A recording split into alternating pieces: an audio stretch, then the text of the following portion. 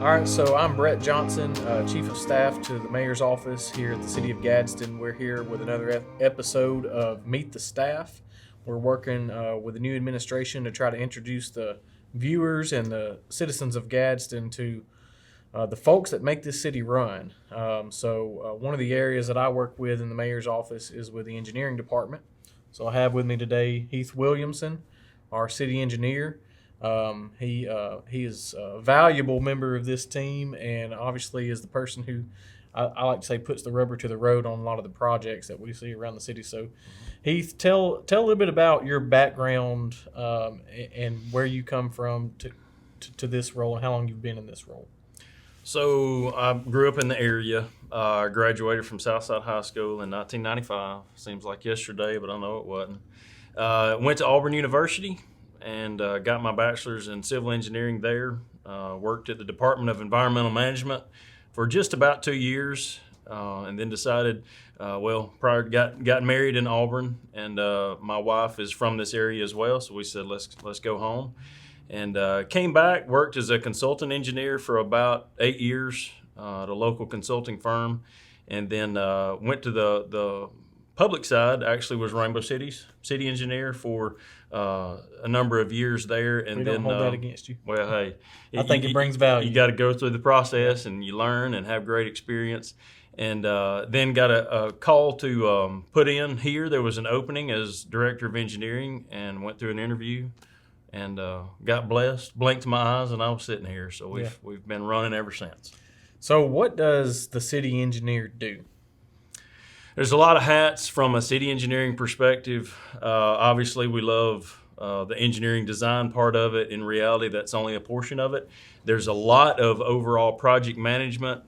There's a lot of problem solving, whether it's a drainage issue, a traffic issue, a roadway obviously failing, anything from signage.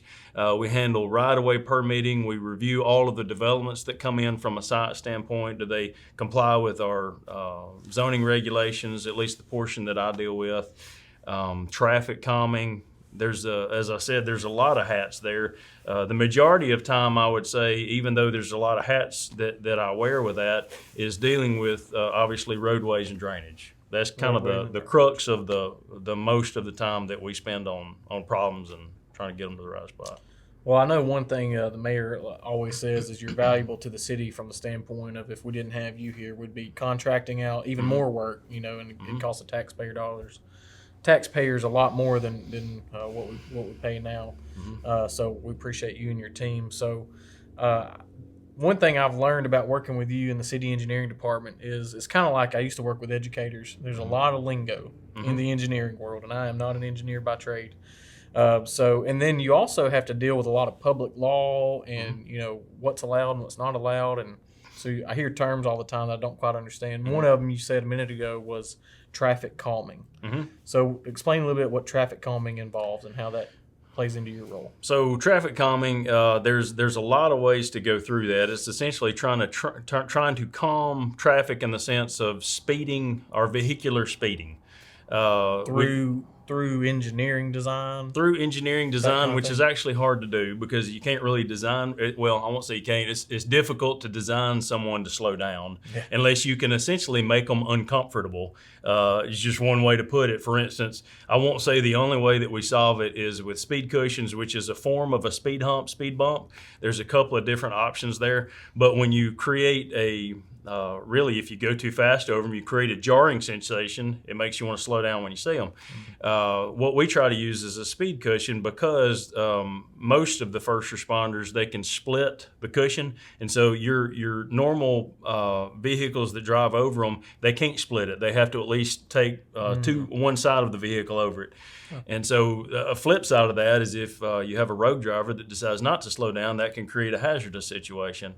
So because of that, there's a number of ways you can do it. You will see around the city where it's not appropriate to put a speed cushion, we will put a radar sign or we've started to try to implement that to try to help in some of those higher volume situations. Specifically, if we know and we've conferred or discussed it with our first responders, such as the fire chief and the police chief, if we know that a route has been requested for traffic calming and it's one of their primary routes to get into a neighborhood, wherever that may be across the city, we don't want to slow down those first responders. Right.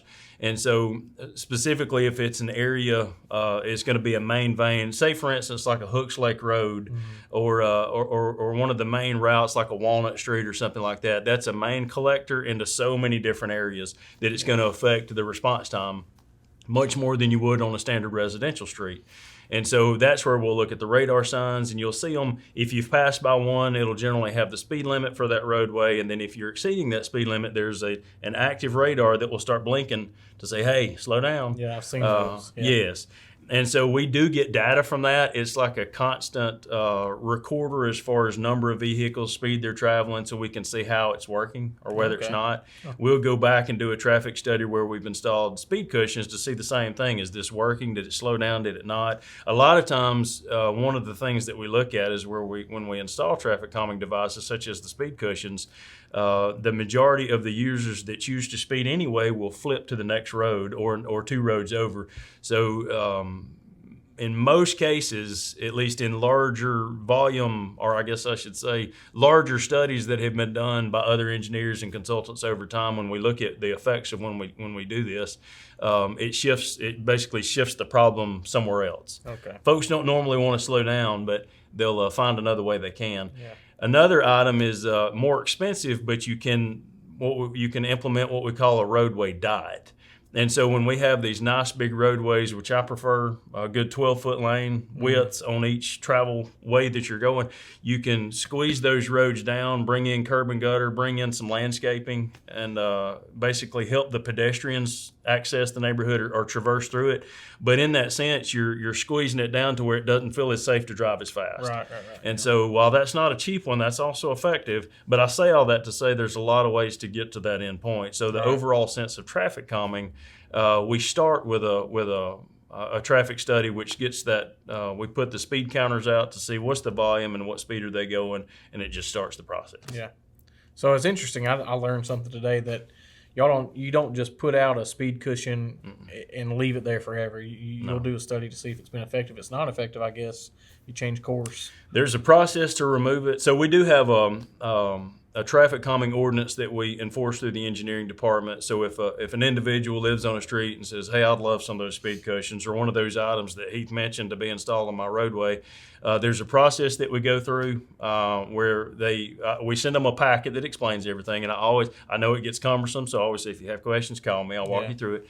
But once we get that, it requires that individual to go get 10 signatures along their street to make sure there's enough interest, because we do expend a good bit of resources even doing the study. Right. And so if that being the reason, if we have only one individual along that street that's interested in this, we say, hey, if you can garner enough attention, please get it back to us. Let us do the study. Once we do the study, it triggers in the rest of the ordinance, and whether it goes forward or whether it stops. And so anyway, I say that to say, once they're installed and we look at it, we always have the ability, if we see an unsafe situation or something unforeseen, we can remove them.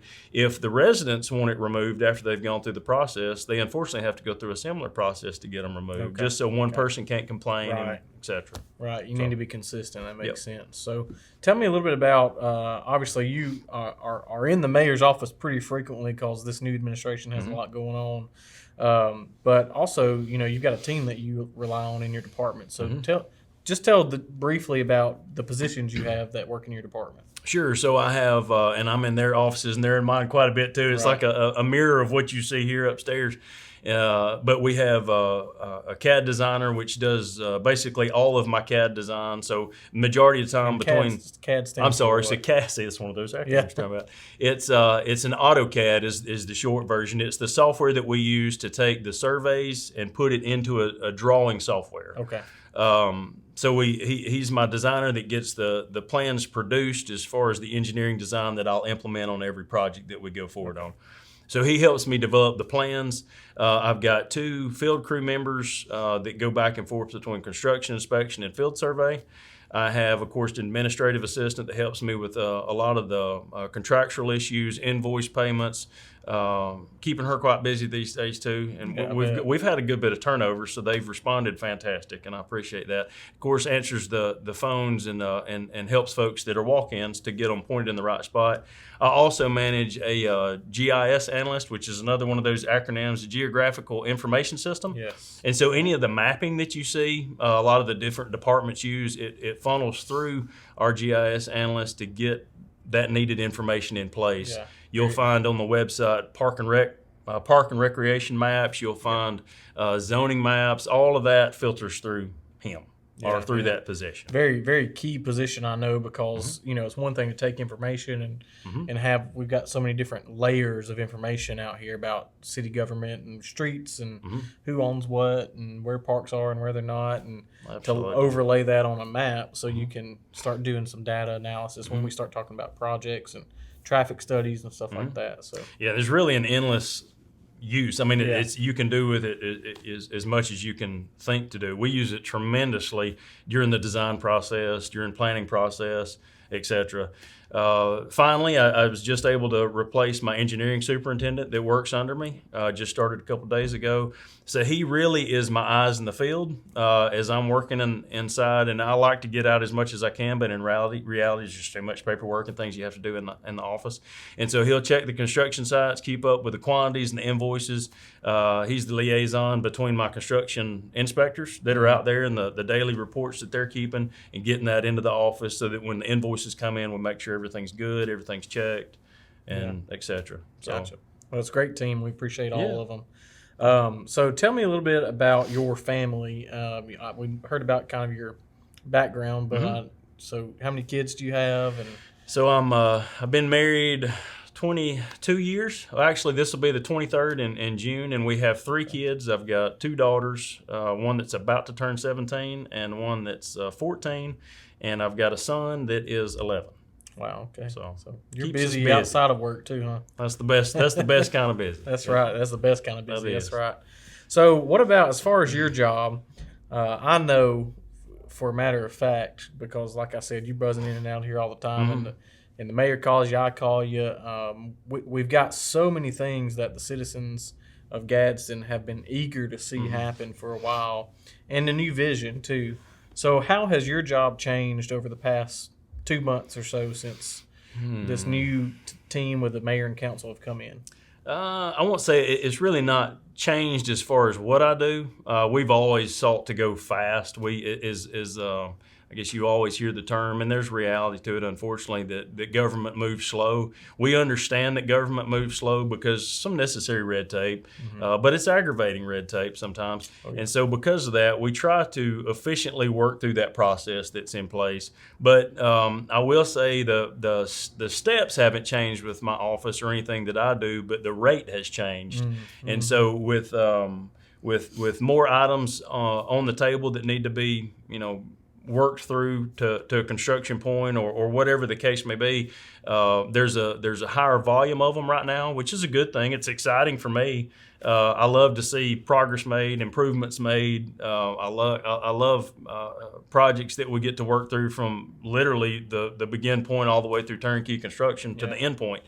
So really just, I guess, what I've said is it's really just the rate. There's a lot of them right now, but it helps me delegate that out to my team and really make sure that everybody's got a plate full and just progression as we can. That's what I expected. Heath doesn't know what I'm going to ask him when he come in here, but I just was eager to hear, catch you off guard a little bit. But I expected it to be about rate because what I've been talking to people out in the public about is we have kicked off a lot of projects that the general public still doesn't know about, and it's frustrating because it just takes a while to get them done and get the process moving. But you have hit the gas as fast as you can on several items, and I'm looking forward to when we can come back and celebrate those projects. Right. And that's another thing the viewers who watch these videos will start to see your face a little bit more. We're going to start having updates from you on the street improvements and infrastructure improvements and what projects the engineering department has going on. So looking forward to that. Last question I have is, what is one thing about yourself that you'd like that nobody else knows, or you don't think people generally know about Heath Williamson? I'm a pretty reserved guy, so there's probably a lot that folks don't know. Yeah. Probably my faith. I'm a strong Christian. I try to live that out on a daily basis.